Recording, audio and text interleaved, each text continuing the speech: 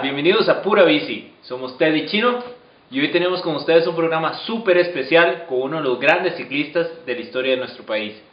Así es, Ted, y no es cualquier invitado. Nuestro primer invitado es Andrés Brenes, el primer ciclista costarricense que puso al país en el mapa. Así que los dejamos con Andrés. Bueno, un saludo muy cordial a la gente del canal de YouTube de Pura Bici, y obviamente también a las redes sociales. Un saludo muy cordial. Sí, en los 90 marcó un antes y un después en Andrés Brenes, el deportista. Y dichosamente para mí fueron de gratos recuerdos, especialmente en el ciclismo montaña, que sin duda alguna tuvimos resultados, e inclusive a título personal ni pensado ni esperado muchas veces, aunque quisiéramos ganar, a veces es un poco complicado eso. Bueno, Andrés, para iniciar ya en materia, nos gustaría saber cómo llega usted a Estados Unidos a correr como profesional. Inicia en ruta y pues ahí cómo se da la evolución de Andrés para pasar ya posteriormente al ciclismo montaña. Sí, bueno, nosotros habíamos firmado para un equipo profesional de los Estados Unidos en la temporada 93-94 y Albin Brenes me llama y me dice que compitamos en el 94 en un latinoamericano que se iba a realizar en Argentina. Ya habíamos salido de temporada de ruta y dijimos, sí, ¿por qué no vamos a pasear?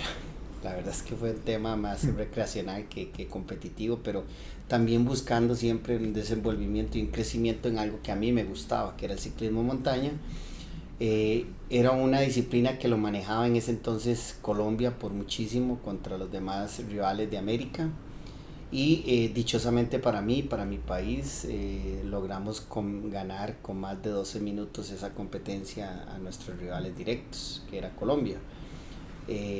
Luego de ello creíamos que teníamos alguna oportunidad de competir con un equipo de marca de ese entonces, que ya sabíamos porque estábamos en Estados Unidos que el ciclismo montaña estaba creciendo impresionantemente. Buscar una oportunidad por medio de Robert Gregorio, un mecánico que era amigo de Albin Brenes, mi entrenador y hermano también a la vez, nos dijesen los equipos de Estados Unidos o de algún nombre importante, llámese Richie, GT, Cannondale, de ese entonces, de que nos iban a observar en el Campeonato del Mundo de Bell del año 94. Y dijimos, de sí, vamos a probar. Realmente estábamos también ya otra vez en Estados, habíamos vuelto otra vez porque había que concluir unas carreras de ruta. Pero para mí, sorpresa mía, tuvimos también un muy buen desenvolvimiento en el mismo. Evidentemente, acordémonos de que antes usted salía rankeado. No salía, digamos, de que llego temprano y coloco la bici adelante, sino sí. Depende de los puntos que usted tiene, así sale. Y en el ciclismo montaña las salidas pasan a ser trascendentales, ¿verdad? Es decir, un ahorro de esfuerzo impresionante de poder tener un buen resultado, no tan buenos en la sola salida. Dichosamente tuvimos una muy buena salida. Y ya en el después del Star Loop habíamos remontado muchísimos corredores y estábamos al lado de los corredores renombrados, llámese Bart Branger, llámese Henry Jerney, llámese John Thomas, llámese Tinker Juárez, que era el local evidentemente, igual que Johnny, con una gran afición al lado gritando. Y los corredores de ese entonces que tenían un nombre importantísimo en el calendario del mundo. Entonces, Andrés, usted tenía opciones en el Mundial de Bale, se pudo haber ido con Cannondale, con GT, pero escoger a Rich. ¿Por qué? Bueno, básicamente por el perfil de atletas que componían ese equipo, era decir, ver a Henry Jerney, campeón del mundo, ver a Thomas Frischne, que también venía evolucionando impresionantemente, ver obviamente a Tom Ritchie, dueño de la marca, creador de ciclismo montaña, o uno de los creadores, hizo inclinarnos la balanza hacia ese equipo, y dichosamente yo creo que fue súper acertado en ese aspecto, porque fue un equipo que me acogió sin ninguna discriminación racial, porque normalmente pasan a veces cosas curiosas, pero en ese entonces no puedo decir lo contrario, más que me sentí muy, muy honrado de ser parte de la historia de Richie por 5 años, y hay historias muy interesantes ahí. La relación ahí con Thomas Frischknecht, entrenaban juntos, él estaba en Suiza, usted estaba acá, los dos estaban en Estados, ¿cómo era? Bueno, básicamente la casa Richie tiene 2 bases, una en Estados Unidos y otra en Suiza. Sí, entonces, básicamente con Thomas tuve la fortuna de tener una muy buena relación, más que de compañeros, de amigos, ¿verdad? Es decir, y me considero amigo de Thomas. Y él inclusive, por ahí anda una suéter donde dice amigos por siempre, porque nos hicimos muy buenos amigos. Tuve esa virtud de compartir, e inclusive en la casa de mis hijos tengo una campana donde el papá, un día estando donde Peter, el papá de Thomas, llegó, que era campeón suizo de ciclocross, y me regaló un premio. Me dice, Tommy, te lo voy a regalar. Una de esas campanotas suizas, me la regaló personalmente. Me dice, ese es un regalo mío hacia usted por la buena gente que era en ese entonces con ellos. Cosas lindas que pasaron en la historia. Qué bonito, qué bueno. Dentro de los circuitos, tanto de la Copa Norba, de la Copa del Mundo, que era lo que llamaban la Copa Grundig, ¿cuál era su circuito favorito? ¿Con quiénes eran? O sea, ya más o menos habló de algunos nombres, pero ¿quiénes eran así el pique real en las competencias?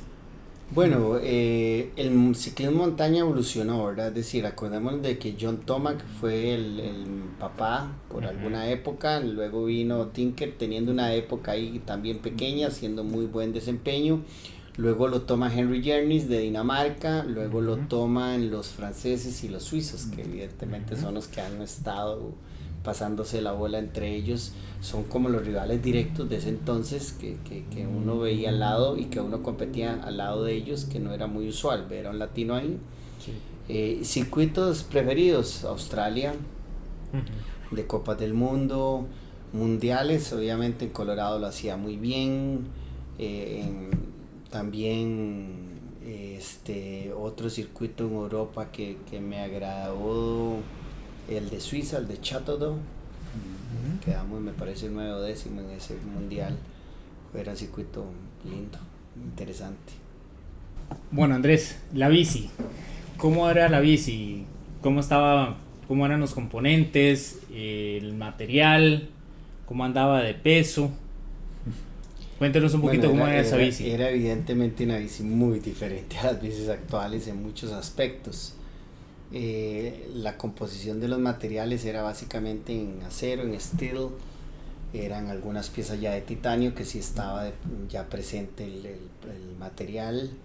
Evidentemente en Richie sí teníamos triplatos. Al principio, el primer año yo creo que yo usé triplato.